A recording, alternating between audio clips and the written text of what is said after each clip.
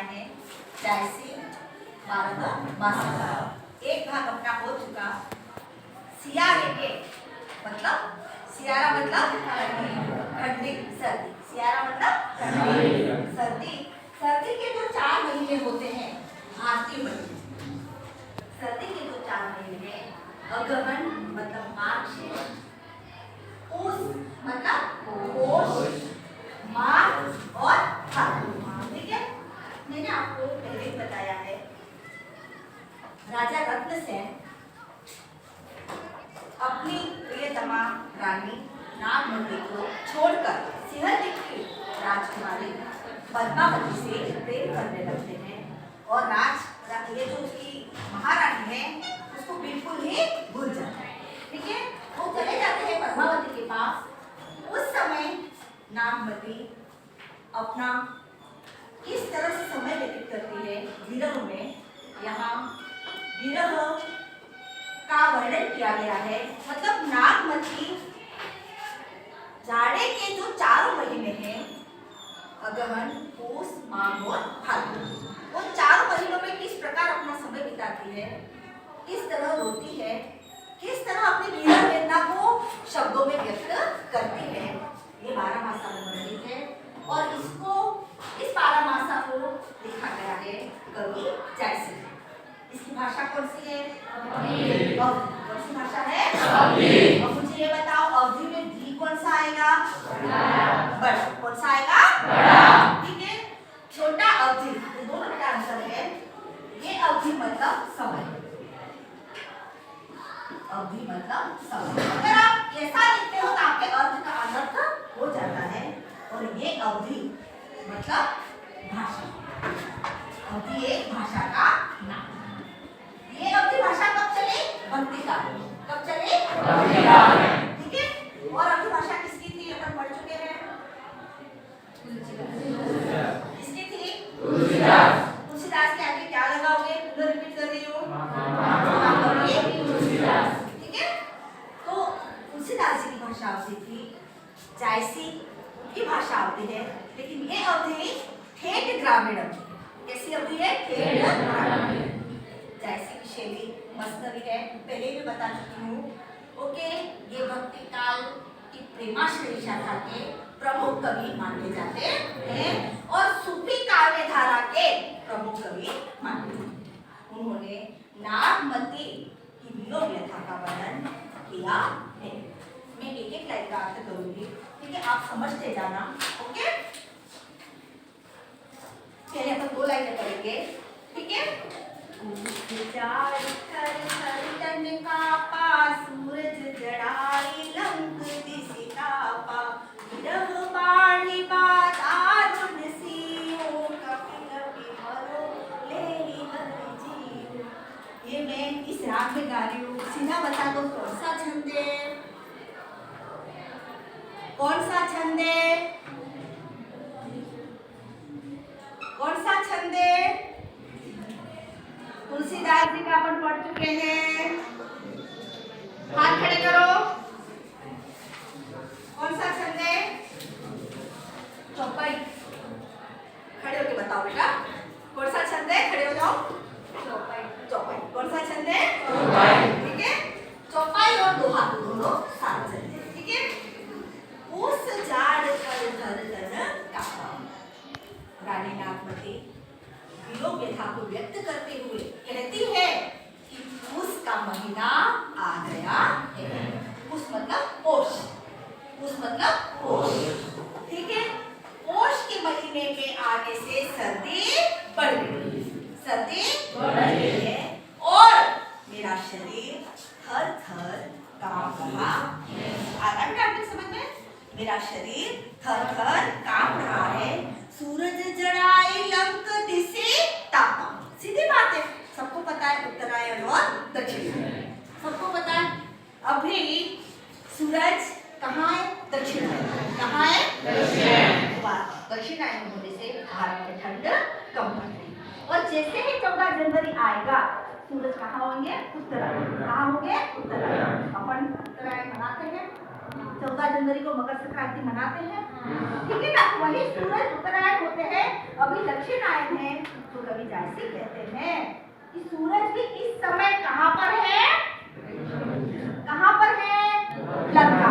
कहाँ पर है? लंका में। और लंका कहाँ है? और लंका कहाँ है? समझ गए? आगे की लाइन, विरह पाणी बातारु सियो कपि कपि मरो ले हरि। फिर कहते हैं नागमती कि इस समय मेरी विरह व्यथा बहुत बढ़ गई है और यह विरह व्यथा मुझे दारुण, मुझे दुख दे रही है। मेरी विरह व्यथा बढ़ चुकी है, यह विरह व्यथा मुझे दुख दे रही है इस सियारे में, इस सर्दी में।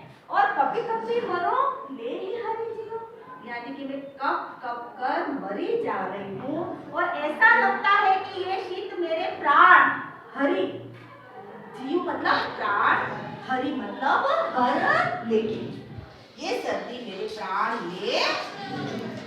किसके वियोग में कह रही है रानी? जोर से बोलो बेटा, किसके वियोग में कह रही है? राजा धर्मसेन के वियोग में, उसके पति उसके कंत के वियोग में ऐसा कहती है। आगे की लाइन है, कंत कहाँ हो लागो रे, पंथ अपार सूझ नहीं रे, सोर सुपेती आगे जूड़ी जानम सेज हवी जल होई। बहुत अच्छा बेटा, ध्यान रखना। कहती है कंत कहाँ हो लागो रे, उसको पता है उसके कंत कहाँ है। रानी नागमती को पता है उसके कंत उसे छोड़कर कहाँ गए हैं। कहाँ गए बताइए? पद्मावती कौन थी? जोर से बोलो, पद्मावती कौन थी? बताइए, पद्मावती कौन थी? स्वामी बताइए बेटा। सिंहद्वीप की राजकुमारी। कहती है अपने पति को पुकारती है कि मेरे कंत है, मेरे नाथ है, मेरे स्वामी, आप कहाँ हो? आकर मुझे अपने हृदय से ओके। कंत कहाँ हो लागो रे, पंथ अपार सूझ नहीं मेरे। कहती है कि मेरी विरह वेदना का ये ऐसा रास्ता, इस टाइप की मेरी विरह वेदना बढ़ चुकी है कि मुझे इसी प्रकार का कोई रास्ता दिखाई देता नहीं, ठीक है। मुझे विरह से उबरने का कोई मार्ग सूझता नहीं। ओके बेटा। सोर सुपेती आवे जोड़ी जान सेज हवी जल होई। क्या कहती है? सोर मतलब रजाई, सोर मतलब कहती है कि रजाई सुपेती, मैंने रजाई ओढ़ी है, फिर भी मुझे जो सर्दियों में बुखार आता है, जूड़ी नामक बुखार, वह आ रहा है। समझे बेटा? मुझे इस शीतल में, इस सर्दी में रजाई ओढ़ने पर भी मेरा बुखार जा रहा नहीं है। कारण क्या? वियोग। कारण क्या? वियोग। जानो सेज हमें चल बोली। फिर कहती है कि मुझे ऐसा लगता है कि मेरी जो सेज है, नागवती कह रही है, मेरी जो सेज है, मेरा जो सोने का बिस्तर है, वह हिमाचल के बर्फ से ढका हुआ है। समझ गए? यानी कि मुझे अत्यधिक ठंड महसूस हो रही है, मुझे अत्यधिक शीतलता का अनुभव हो रहा है। आ रहा है बेटा समझ में? आ रहा है दीपक? आगे की लाइन, चकई सी बिछुरे दिन नीला हो निसी वासर विरह कोकिला, प्रेमी अकेले साथ नहीं सखी, कैसे जियो बिछोही पंखी। बहुत बढ़िया बेटा। कहती है आगे रानी नागमती अपने वियोग में, चकई से बिछुरे दिन, क्या कहती है कि जो चकवा चकवी है वे रात को नहीं मिल पाते, लेकिन कब मिलते हैं? दिन को। कब मिलते हैं? और मेरी मनोव्यथा देखिए आप, मेरी दशा देखिए आप, कि मुझे मेरे कंत, मेरे स्वामी न तो रात को मिल रहे हैं और न ही दिन में। मुझे मेरे स्वामी मेरे सामने देख ही मिलते हैं। भले चकवा चकवी रात को नहीं मिलते, लेकिन दिन में एक बार इनका मिलन होता है। और कहते हैं हो निशिवासन विरह कोकिला। अब कहते हैं कि इस विरह में मैं कोकिल कैसे दिन और रात को बिताऊं, एक अर्थ में आपके बिना कैसे जीऊं। ओके, रेन अकेले साथ नहीं सकी, कैसे जियो बिछोड़ी पंखी। आप नहीं उठाइए, ध्यान रखना। रेन अकेली साथ नहीं सकी, क्या कहते हैं राममती? मेरी तो रेन मतलब रात, रातें अकेले बीत रही हैं, मेरे साथ मेरी सखियां भी नहीं। मतलब हमेशा क्या होता है बेटा, एक सखी दूसरी सखी को अपने मन की बात कहकर उसका दुख हल्का करती है, लेकिन नागपति कहते हैं कि मेरे साथ तो मेरी कोई सखी भी नहीं है, मैं मेरे दुख की बात किसको बताऊं। और आगे बोलती है वो कैसे जियो बिछोड़े पंखी, मतलब मैं एक बिछुड़े हुए पंखी की तरह हूँ। हमेशा पक्षी का जोड़ा साथ चलता है, आपने देखा होगा, चिड़ा और चिड़िया साथ रहते हैं, कबूतर और कबूतरी साथ रहते हैं, पक्षियों का जोड़ा हमेशा साथ होता है।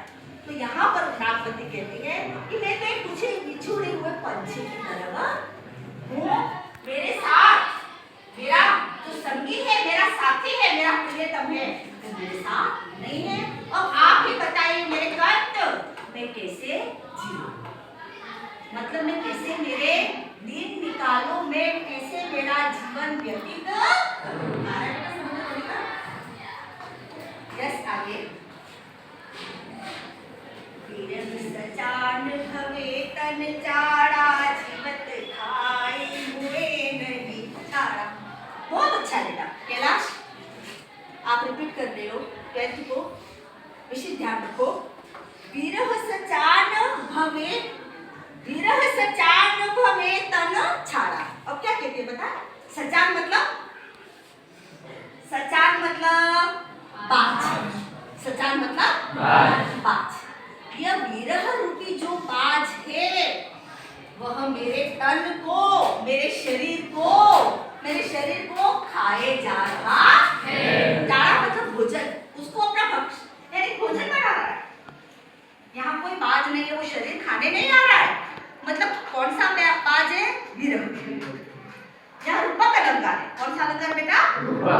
उन्होंने विरह को एक बाज का नाम किसने दिया है, आचन कौन कह रही है, खड़ी होकर बोल बेटा,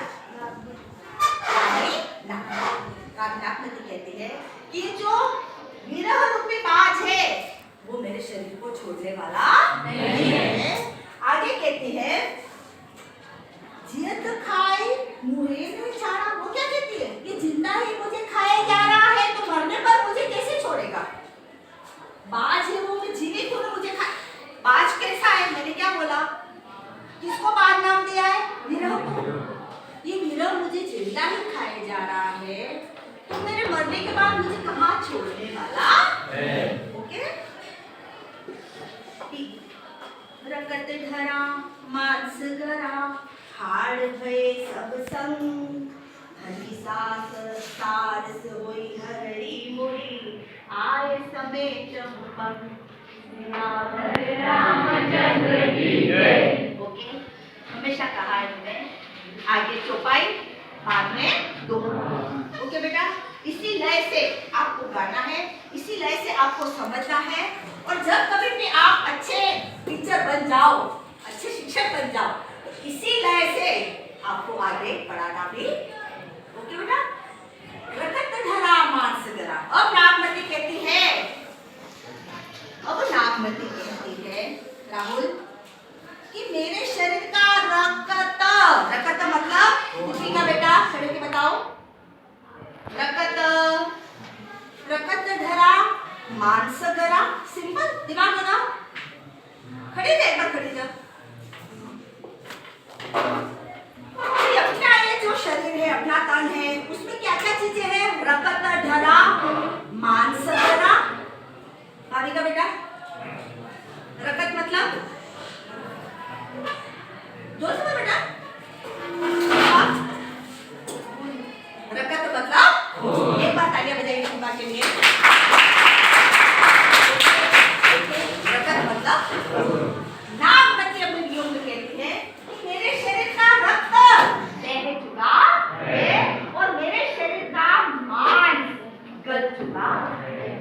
मेरे शरीर का मांस गल चुका है, मतलब मेरे शरीर में कुछ भी बचा नहीं है। आगे कहते हाड़ भय सब बहुत अच्छा बेटा। हाड़ मतलब जोर से बोलो, हाड़ मतलब और जो ये मेरे शरीर की हड्डियां हैं वो खोखली हो गई है। और सुरेश बताइए उन्होंने कैसा रूप धारण कर दिया है? जब रक्त और मांस इन हड्डियों में नहीं बचा है तो कैसी होगी हड्डियां? खोखली, मतलब शंख की तरह खोखाई देती है।